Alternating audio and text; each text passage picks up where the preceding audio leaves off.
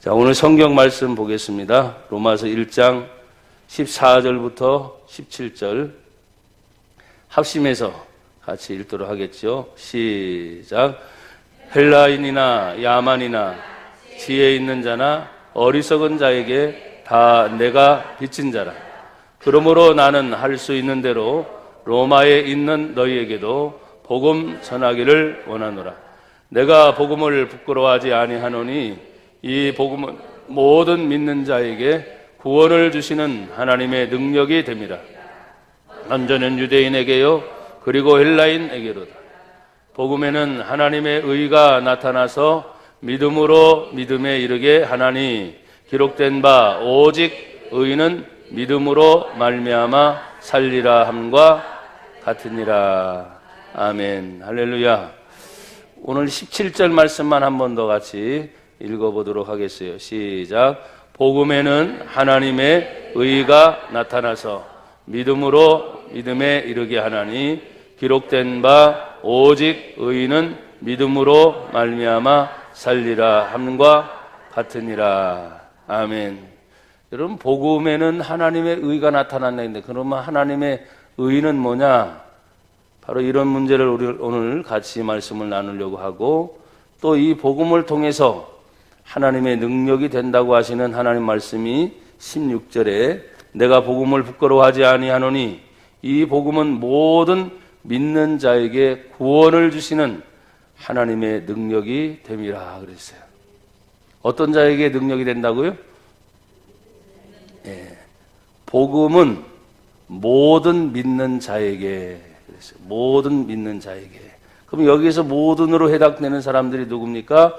우리가 읽은 14절 헬라인이나 또 누구나 야만인이나.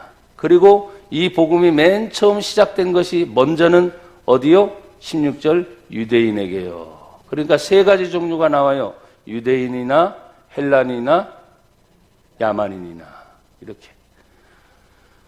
하나님의 능력이 오늘 복음이라 그랬는데 우리가 이 복음을 받아들일 때 이 복음이 누구냐 하는 것에 대해서 로마서는 잘 설명을 해주고 있어요. 이 성경을 쓰게 된 사람은 하나님의 은혜를 입은 바울인데, 바울이 예수님을 만나고 난 다음에 성령 충만 받아 변화되었습니다. 나는 여러분들이 예수님을 만나면 변화될 줄 믿습니다. 특징이 그거예요. 예수를 만나면 변화가 일어난다. 예수님을 만나면 죄사함 받는다. 예수님을 만나면 구원을 얻는다. 예수님을 만나면 하나님의 자녀가 된다. 예수님을 만나면 지금 당장 죽어도 영혼과 육체가 분리되는 죽음을 맞이한다 할지라도 육신은 흙으로 왔으니 흙으로 돌아갈 것이요 우리의 영은 하나님의 품으로 돌아갈 것입니다. 그래서 영생 천국이 있든지 아니면 영생 지옥이 있게 됩니다. 그러나 나와 여러분이 영생 천국을 말할 수 있는 이유가 무엇입니까? 예수 믿는 자는 죄 사함 받고 하나님의 자녀가 되었기 때문이다. 사랑하는 여러분, 예수 믿어 이 땅에서 사는 동안에도 천국을 이루고 영원한 하나님의 나라 천국에 들어가는 우리 모든 믿는 자가 되기를 주의 이름으로 축복합니다. 여러분 보십시오. 그러면 우리가 먼저 복음이라는 부분에 생각을 해야 되겠습니다. 1장 2절을 보십시오. 이 복음에 대해서 얘기합니다. 1장 2절 시작. 이 복음은 하나님이 선지자를 통하여 그의 아들에 관하여 성경에 미리 약속하신 것이라. 아멘. 이 복음이 뭐냐? 하나님이 누구를 통해? 선지자들을 통해. 그 선지자는 구약에 나와 있는 하나님이 부르신 많은 선지자들이 나와 있습니다. 그 선지자를 통하여 누구에 대해서? 그의 아들. 그럼 그의 아들은 누굽니까? 예수님에 대하여, 예수님에 관해서 계속 얘기했다고 하는 거예요. 그래서 우리가 가지고 있는 성경은 구약과 신약 성경으로 나누죠.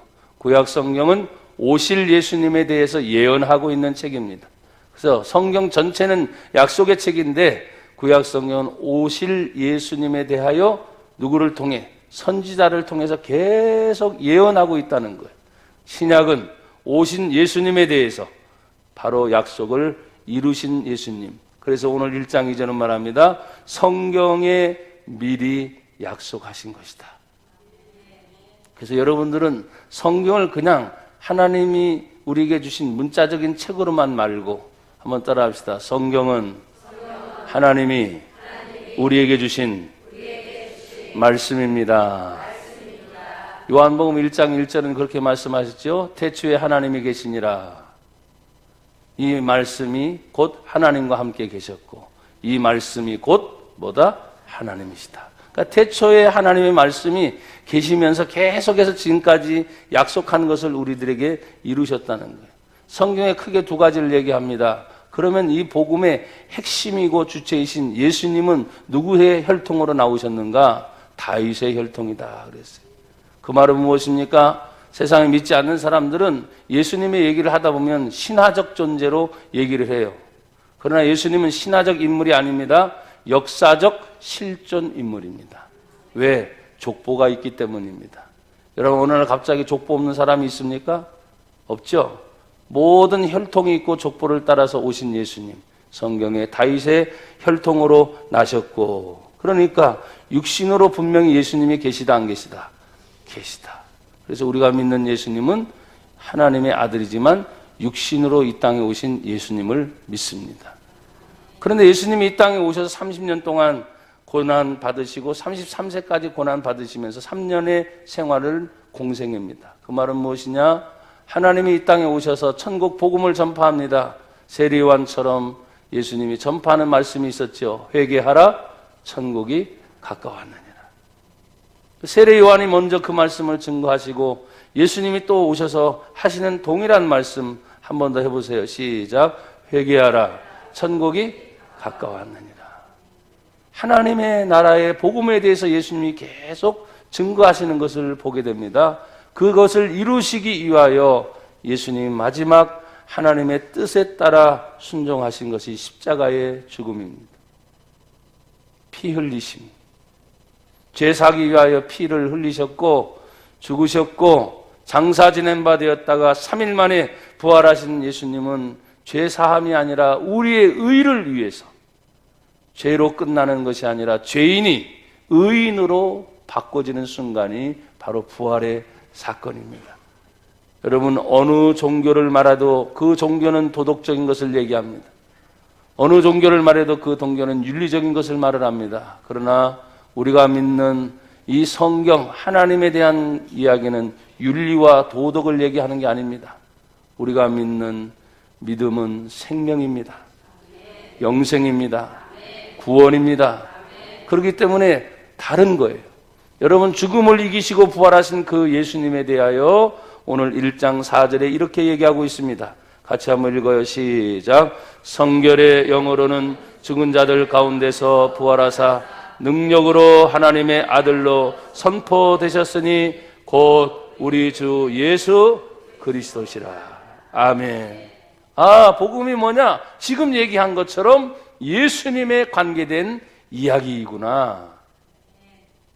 영어에 보면은 히스토리라는 말이 있습니다. 그것을 우리 한글로 번역하면 역사라는 뜻이죠. 역사에 흘러오는 모든 사건이 역사인데 히스토리, 역사. 그런데 어떤 분들은 그것을 그렇게 해석합니다. 단어를 나눴어요. 히스, 그의, 스토리, 이야기. 그게 합쳐져서 역사. 그의 이야기가 누구의 이야기냐? 바로 예수님에 대한 이야기다. 왜냐?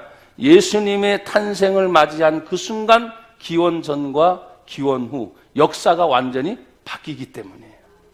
사랑하는 여러분, 예수님을 만나서 나와 여러분의 인생이 바뀌기를 주님의 이름으로 축복합니다. 여러분, 이 땅에 예수님의 복음이 들어와서 선교 130 몇 년이 지난 가운데 130년 전만 해도 우리나라는 여전히 유교요, 조선시대요, 암울했던 나라예요. 그러나 예수님이 들어와서 복음이 들어온 가운데 하나님이 엄청난 은혜의 복을 주셔서 어떻게 보면 이 나라 대한민국이 예수님의 복음 때문에 완전히 나라의 뒤바꿈이 일어난 것과 똑같습니다. 여러분, 예수를 믿는 나라는 변화가 됩니다.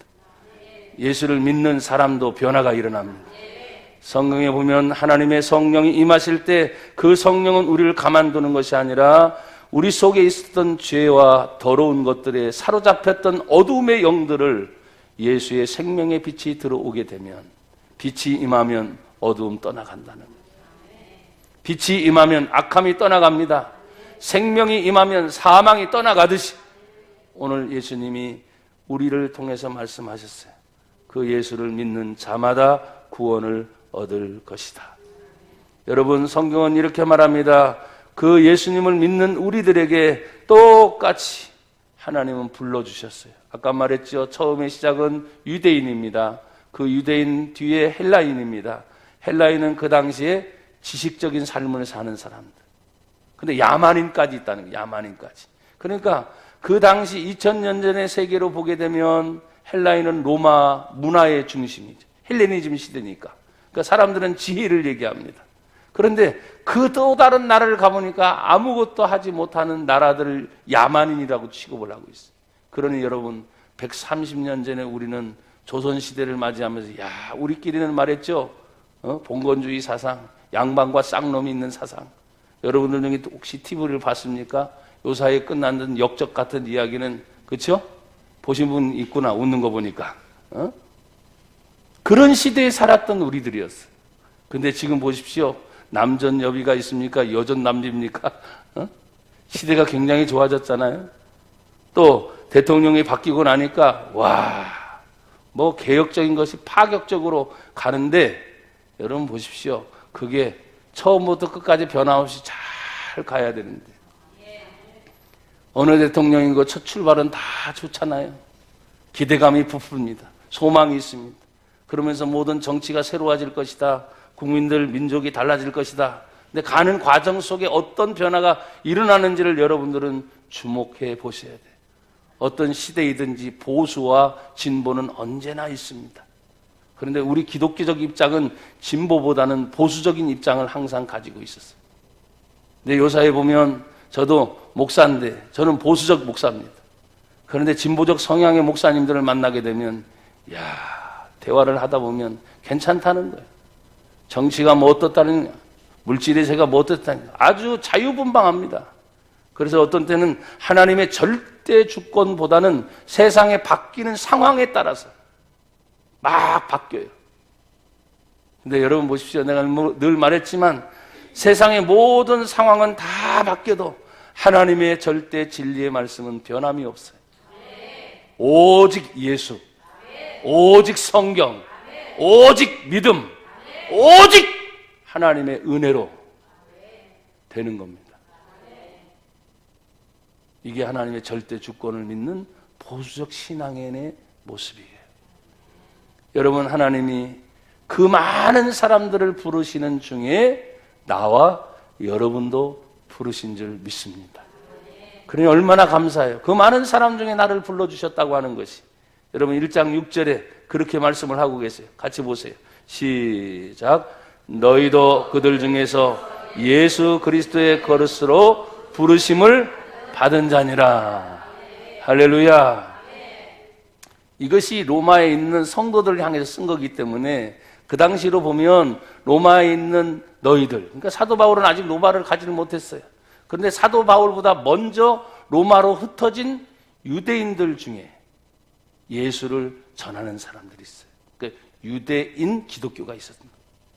근데 그런 가운데 이방인들도 예수님을 믿겠죠. 그런 구분이 되겠죠. 이방인 기독교인이 또 생긴 거예요. 그런데 놀라운 것은 그들 중에 정말 예수님의 복음은 무엇입니까? 남녀노소, 국가, 민족 모든 것을 차별을 뛰어넘어 예수님을 믿으면 구원받는다. 오늘 성경 맨 마지막에 17절에 말했잖아요. 오직 의인은 무엇으로 말미암아 살리라? 믿음으로 말미암아 살리라. 이 복음이 팽배해야 되는데 사도 바울에게 들려오는 소식 가운데 로마에게 교회가 세워지기 시작하고 로마에게 예수 믿는 사람들이 막 증가하기 시작한다니까 바울이 가보고 싶었던 거예요. 여러분, 사도 바울은 왜 가보고 싶었을까요? 사도행전에 있는 말씀을 읽다 보면 하나님의 성령이 분명하게 로마를 향해 너도 가야 된다 하는 비전을 주셨습니다. 꿈이 있었다는 거예요. 원래 사도 바울은 예수를 믿자마자 자신의 민족인 아시아를 향해서 복음을 전하려고 무던히 애를 썼습니다. 제1차 전도여행부터 제5차 전도여행, 로마에 가서 순교를 당하기까지 거의 태반이 사실은 그 주변의 나라들을 돌아다닌 지중해 인근의 나라. 근데 마지막 순간에는 하나님이 로마를 향해 사도 바울을 보내시는 거예요.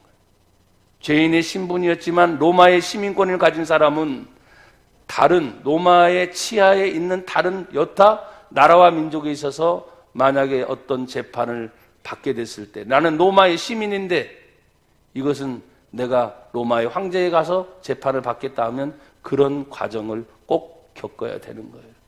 그래서 재판 과정 속에도 그는 로마를 향해서 가겠다고 하는 분명한 의지를 보였습니다.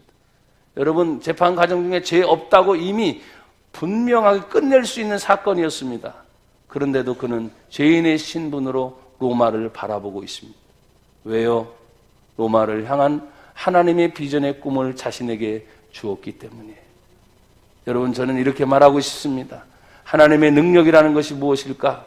내 안에 예수님이 들어오시게 되면 나에게 바라보는 시각이 달라지게 돼 있어요. 수없이 많은 이야기를 우리는 듣습니다. 정보화 시대에 살고 있습니다. 여러분들이 항상 보고 있는 스마트폰, 전화 내용뿐만 아니라 아이들은 지금 오락이나 컴퓨터 게임이나 그런 걸 수없이 많은 정보 속에서 똑똑해지기는 하는데, 죄송합니다, 보이지 않는 내면의 영적인 세계는 메말라 가고 있습니다.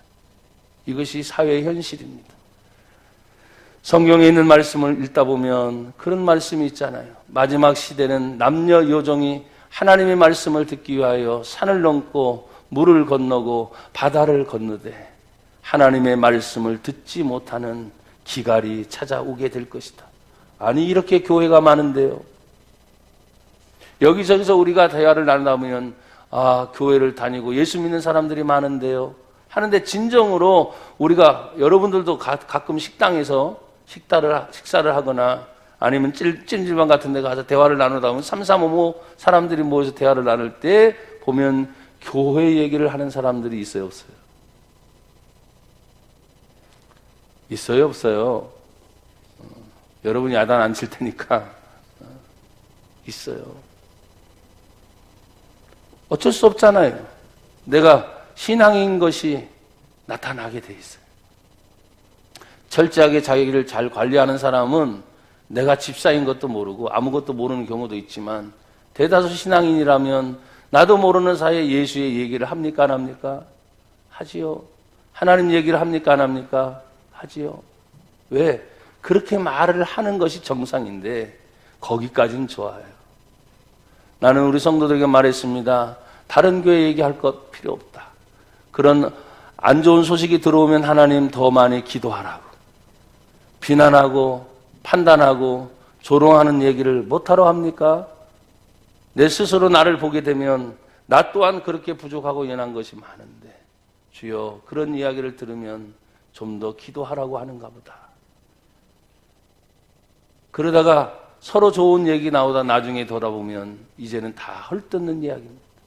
비난의 이야기입니다. 너무 안 좋죠. 안타까워요. 난 우리 성도를 그렇게 가르쳐 본 적이 없어요.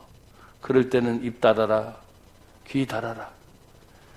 나와 여러분들이 하나님 앞에서 분명한 교제를 나누거나 또 하나님 앞에서가 아니라도 사람들이 흩어져 있는 가운데 교제를 나눌 때 절대 비난하거나 헐뜯거나 욕하는 이야기를 하지 말아라.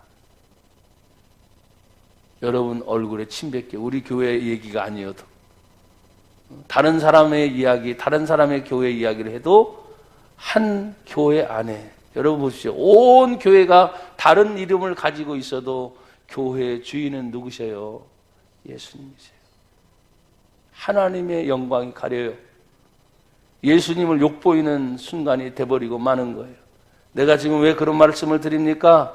너희도 그들 중에서 예수 그리스도의 것으로 부르심을 받은 자니, 그러니 오늘날 우리들에게 말하면 많은 사람들 중에 나와 여러분이 부름을 받았다고 한다면 오늘 우리는 어떤 자의 마음으로 살아가야 되느냐? 오늘 14절에 이렇게 말을 하고 있습니다. 같이 읽어봐요. 시작. 헬라인이나 야만인이나 지혜 있는 자나 어리석은 자에게 내가 빚진 자니라.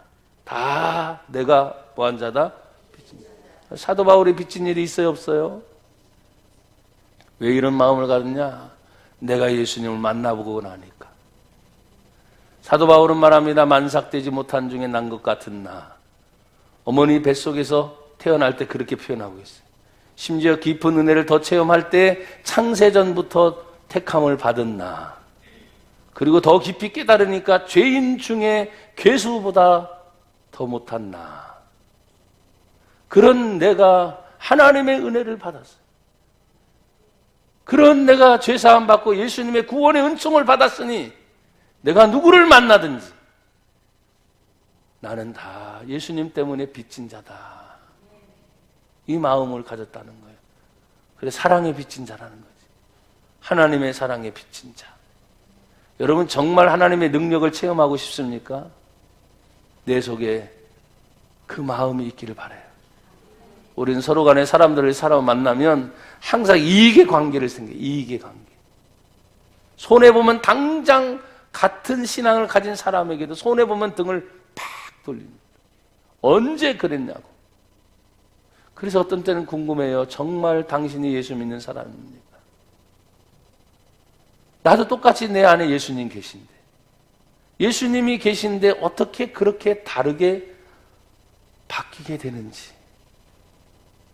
그래서 나는 오늘 사도 바울이 전혀 만나보지 못한 헬라인, 또 야만인, 지혜 있는 자나 어리석은 자, 여러분 그것을 표현하고 있죠. 헬라인은 지혜 있는 자로 표현하는 것이고 야만인은 어리석은 자라고 표현하는 것이고, 그런데 여러분 어리석은 자의 가장 대표적인 케이스가 어떤 케이스인 줄 아세요? 시편의 고백을 듣다 보면 어리석은 자는 자기 자신의 마음에 스스로 이르기를 뭐가 없다고 하더라? 하나님이 없다고 한다. 그게 진짜 어리석은 자입니다. 그 어리석음이 야만이라는 거죠. 야만. 그런데 그런 사람을 대해서도 바울은 말하는 거예요. 내가 빚진 자다. 어느 누구를 만나든지 내가 주님의 은혜를 받은 것이 너무나 크니까, 내가 그 사랑을 받은 것이 너무나 크니까 내가 빚진 자다. 여러분 빚진 자의 심정을 아십니까? 빚을 많이 져봤어요? 내가 빚을 져보니까 알겠더라. 전화 오면 얼마나 뜨끔뜨끔한지. 빚 져보니까 늘 마음에 무거워요. 그걸 해결할 때까지 내 마음대로 할 수 없어요. 그래서 채권자가 있고 채무자가 있잖아요. 그 빚의 고통이라는 것이 얼마나 큰지 몰라요. 내가 물질적 고통은 잠깐 얘기하는 겁니다. 근데 사도 바울은 빚을 표현했을 때, 내가 빚졌다. 그게 무거움이에요. 한 영혼이라도 더 살려내지 못하는 안타까움이지. 온 천하보다 귀한 한 영혼이라고 말씀하신 그 예수님의 음성을 늘 생각하면 내가 한 영혼이라도 살려내지 못하는 그 안타까움이 내 안에 모든 것이 빚으로 남아있어서 고통인 거예요. 그래서 그가 표현하는 것이 있습니다. 내가 부득불 주의 복음을 전하지 않으면 나에게 화가 임할 것이 두려웠다는 것. 여러분 우리는 그 말씀에 비춰보면 제시하지만 뻔뻔하게 다니잖아요. 하루에도 수없이 많은 사람들을 만났는데도 단 한 번도 예수 믿으라고 그 사람들에게 전하지 못했다면 내 속에 있는 성령님은 그냥 잠자고 계시는 거죠. 여러분 안에 있는 성령이 깨어있다면 분명히 그런 음성을 들려주실 거예요. 오늘도 기도해라. 오늘도 말씀을 전하여라. 억울한 일이 있니? 힘든 일이 있니? 그러면 견뎌내고 참아내라. 여러분 그런 음성을 내 안에서 항상 하실 거예요. 성령의 아름다운 교제가 있는 사람은 그런 교제를 항상 하면서 나 자신이 내 뜻대로 내 마음대로 가는 것이 아니죠. 주의 음성을 내 안에서부터 듣습니다. 그래서 말하는 것 조심하게 되고 행동하는 것 조심하게 되고.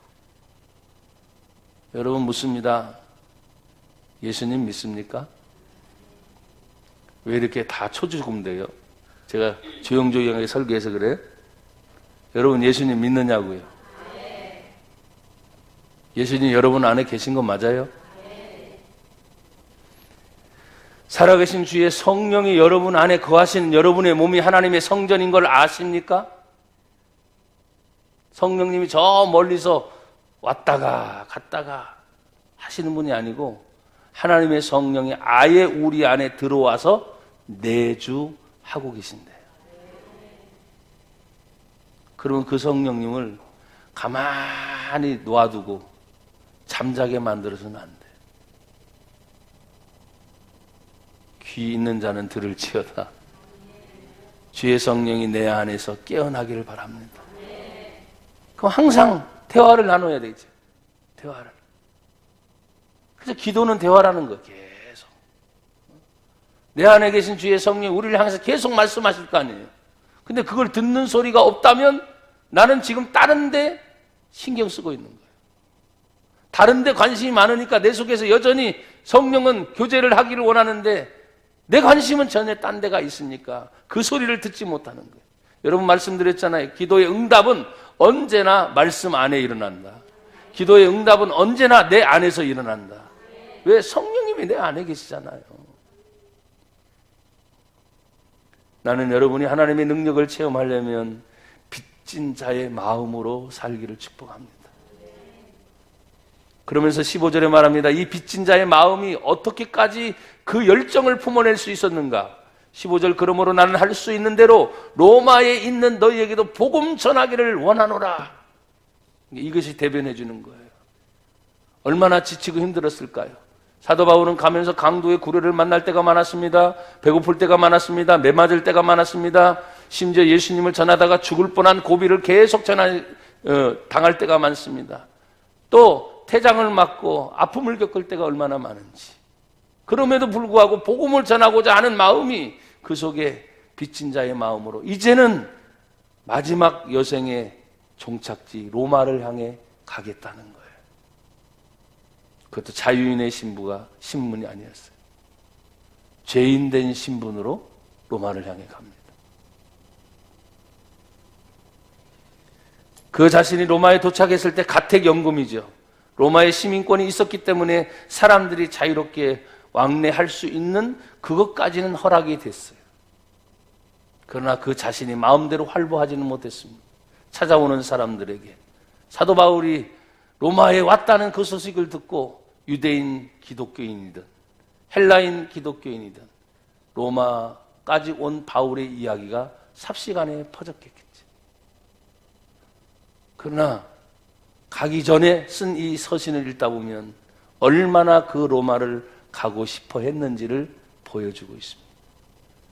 여러분에게 꿈이 있습니까? 그 꿈을 이루려고 얼마나 열정을 쏟습니까? 그 꿈을 이루려고 얼마나 노력을 하고 있습니까? 제가 오늘 오후에 만나게 될 이 필리핀 선교사님도 그 꿈 때문에 움직이는 거죠. 꿈 때문에. 그 열정 때문에.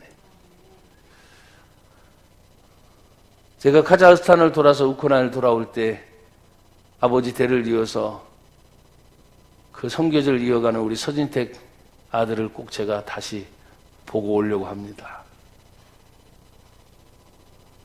아버지가 죽어도 그 대를 이어서 충성하고 믿음을 지키는 그 젊은 아들을 바라보면서 내 마음이 막 움직이는 거죠. 사랑하는 여러분, 우리가 주님의 일을 하려고 한다는 것은 오늘 성경이 이렇게 표현하고 있는 바울의 모습을 역으로 한 번 더 생각해 보세요.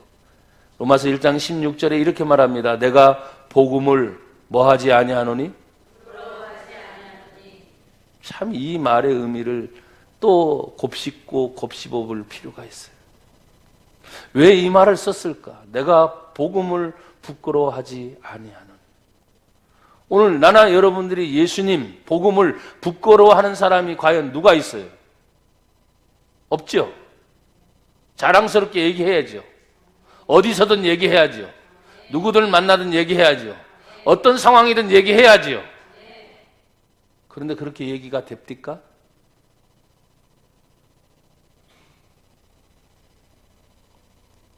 그래서 사도 바울이 내가 복음을 부끄러워하지 아니하노니 이 말의 의미는 생명을 걸었다는 거예요. 생명을 걸고 다니는 거예요. 나나 여러분이 직장생활 하시고 사업을 하시는 분들도 마찬가지잖아요. 벌이를 위해서 어떤 때는 아픈 때도 아픔을 이기고, 그건 생명 건 거거든요. 왜? 벌어야만 내 가족 먹여 살리니까.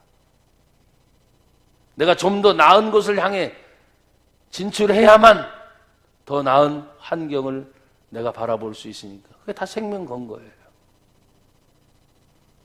우리가 예수를 믿는 믿음을 가지고 있으면서 내가 복음을 부끄러워하지 아니하노니 깊은 의미는 제가 생명을 걸었느냐 이렇게 물었어요.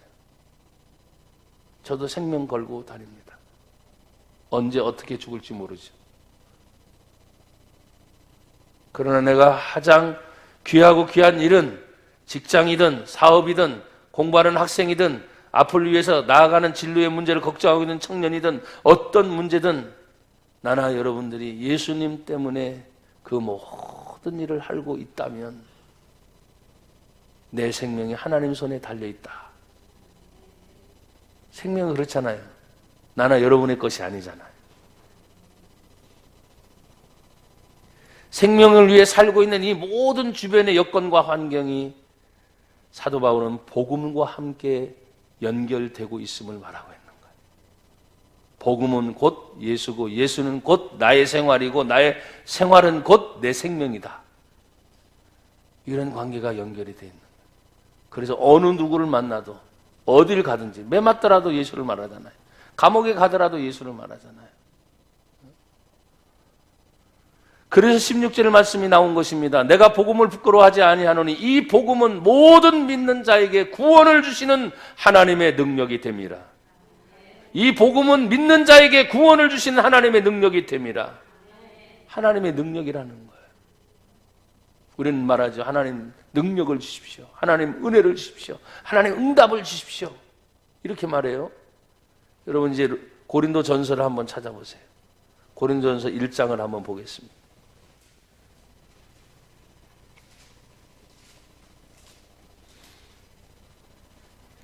1장 18절 264페이지입니다. 다 같이 쭉 읽어 내려가요. 시작. 십자가의 도가 멸망하는 자들에게는 미련한 것이요 구원을 받는 우리에게는 하나님의 능력이라. 기록된 바 내가 지혜 있는 자들의 지혜를 멸하고 청명한 자들의 청명을 베하리라 하였으니 지혜 있는 자가 어디 있느냐, 선비가 어디 있느냐, 이 세대의 변론가가 어디 있느냐. 하나님께서 이 세상의 지혜를 미련하게 하신 것이 아니냐. 하나님의 지혜에 있어서는 이 세상이 자기 지혜로 하나님을 알지 못하므로 하나님께서 전도에 미련한 것으로 믿는 자들을 구원하시기를 기뻐하셨도다. 유대인은 표적을 구하고 헬라인은 지혜를 찾으나 우리는 십자가에 못 박힌 그리스도를 전하니 유대인에게는 거리끼는 것이요 이방인에게는 미련한 것이되 오직 부르심을 받은 자들에게는 유대인이나 헬라인이나 그리스도는 하나님의 능력이요 하나님의 지혜니라. 하나님의 어리석음이 사람보다 지혜롭고 하나님의 약하심이 사람보다 강하니라. 아멘. 할렐루야. 부르심을 입은 자들을 향해서 주시는 축복입니다. 나와 여러분이 이제 2017년을 살아가는 이 5월 달에 하나님이 분명히 부르심을 받았다면 오늘 24절에 말했지 않습니까? 오직 부르심을 받은 자들에게는 유대인이나 헬라인이나 그리스도는 하나님의 능력이요 하나님의 지혜니라. 근데 사람들은 자꾸 구별을 해요. 그래서 그 뒤에 있는 말씀은 제가 쭉 읽을 테니까 여러분 한번 보시기 바랍니다. 형제들아 너희를 부르심을 보라. 육체를 따라 지혜로운 자가 많지 아니하며 능한 자가 많지 아니하며 문벌 좋은 자가 많지 아니하도다. 그러나 하나님께서 세상에 미련한 것들을 택하사 지혜 있는 자들을 부끄럽게 하려 하시고 세상에 약한 것들을 택하사 강한 것들을 부끄럽게 하려 하시며 하나님께서 세상에 천한 것들과 멸시받는 것들과 없는 것들을 택하사 있는 것들을 폐하려 하시나니 이는 아무 육체도 하나님 앞에서 자랑하지 못하게 하려 하십니다. 너희는 하나님으로부터 나서 그리스도 예수 안에 있고 예수는 하나님으로부터 나와서 우리에게 지혜와 의로움과 거룩함과 구원함이 되셨으니 기록된 바 자랑하는 자는 주 안에서 자랑하라 함과 같게 하려 함이라. 하나님의 능력이 숨겨져 있는 것이 아닙니다. 하나님의 능력은 여러분의 입술을 통해서, 여러분의 삶을 통해서 자랑하게 되는 거예요. 자랑. 여러분, 어떤 사람들이 자랑하지요? 그렇죠. 가진 자가 자랑할 수 있어요. 어떤 사람이 자랑하지요? 어제 축구를 제가 전반 보다가 9시가 돼서 그냥 내려와서 저는 기도를 했어요. 근데 나중에 올라가서 집사람에게 물어봤어요. 몇 대 이겼어, 졌어? 3대 0으로 이겼대. 이겼구나. 보신 분 없어요? 괜히 얘기했구나, 축구 얘기를.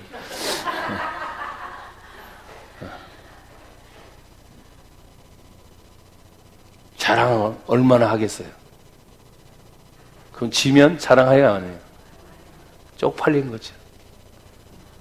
여러분, 성경의 요한복음 16장 말합니다. 예수님께서 너희는 세상에서 환난을 당하나 어려움을 당하지만 그러나 너희는 세상에서 뭐예요?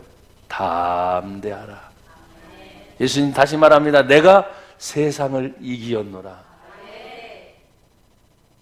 여러분, 그렇습니다. 하나님의 능력은 자랑하는 것이라고 그랬어요. 근데 자랑할 것이 있어야 자랑하지요 했는데 아까 고린도전서 1장에 보니까 없는 자들 들어서 있는 자를 부끄럽게 하려고, 약한 자를 들어서 강한 자를 부끄럽게 하라고. 그러니까 얼마든지 예수님 안에 있으면 없고 있고를 떠나서, 배우고 못 배운 것을 떠나서, 약하고 강함을 떠나서 예수님이 내 안에 역사할 때 복음은 곧 하나님의 능력이라. 십자가의 도가 멸망하는 자들에게는 미련하게 보이지만 구원을 받은 우리들에게는 하나님의 능력이 또 됩니다. 그리스도는 하나님의 능력이 됩니다. 계속 예수 얘기하고 있는 거예요. 사랑하는 여러분, 우리가 주님 앞에서 먼저 유대인에게요, 그리고 헬라인에게로다 했지만 이게 2000년 전의 이야기니까 오늘날의 말로 딱 얘기를 한다면 우리 대한민국 사람으로 말하면 얘기하겠죠. 유대인에게요, 헬라인에게요, 지금은 뭐예요? 대한민국인에게요. 이렇게 나올 거예요. 대한민국. 민주주의가 이제 69년대 된 짧은 나라. 민주주의가 그렇습니다. 나나 여러분들이 말하고 있는 대한민국 헌법이 생긴 짧은 나라. 69년.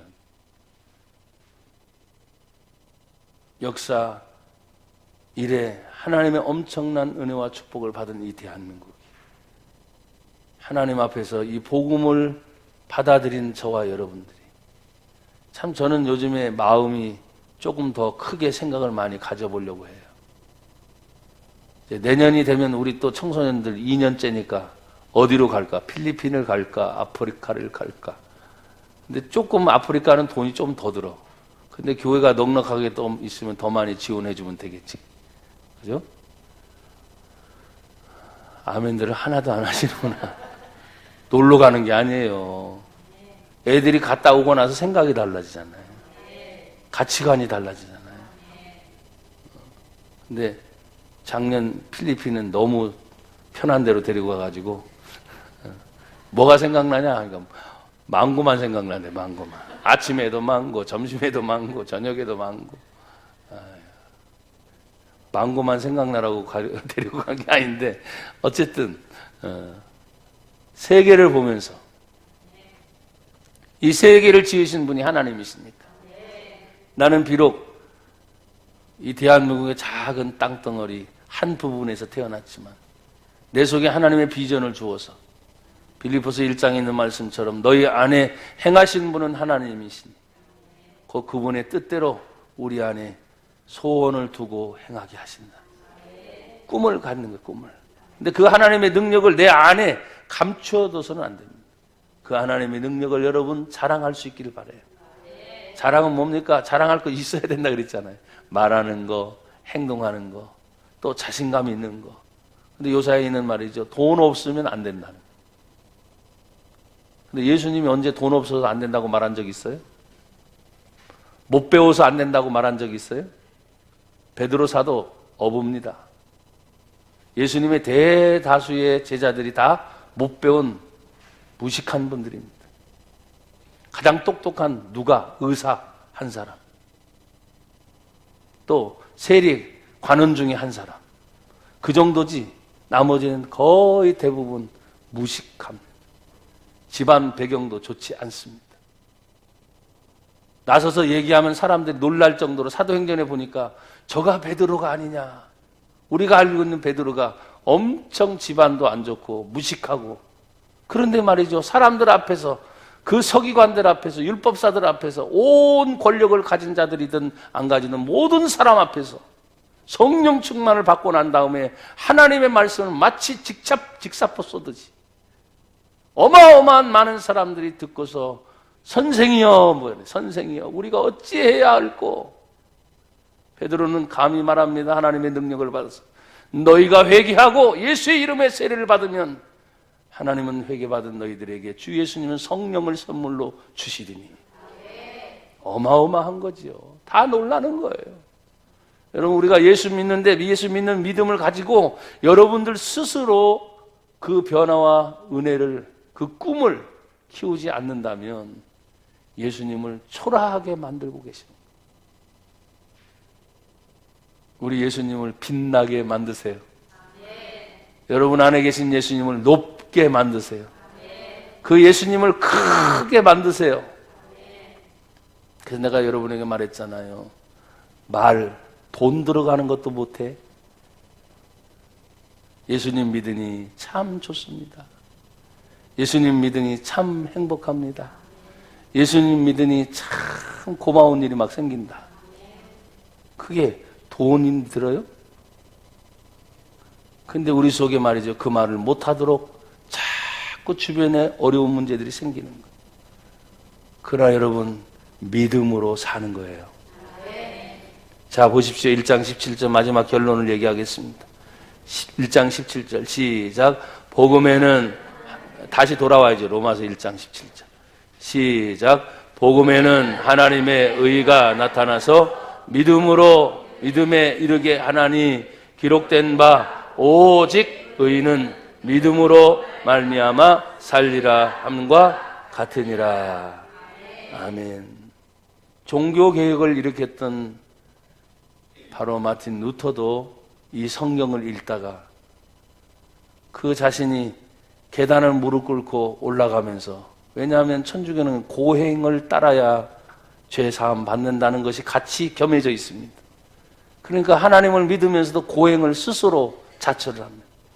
그래서 계단을 무릎 꿇고, 여러분 계단을 무릎 꿇고 올라간다고 생각해 보세요. 까지고 피가 나고 얼마나 힘들까.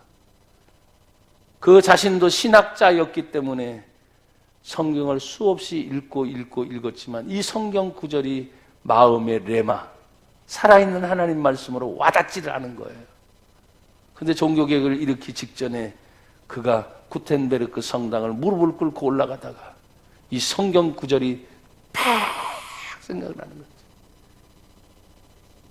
내가 지금 이렇게 무릎을 꿇고 올라가는 것이 나를 살리는 것이 아니라 오직 의인은 믿음으로 말미암아 살리라.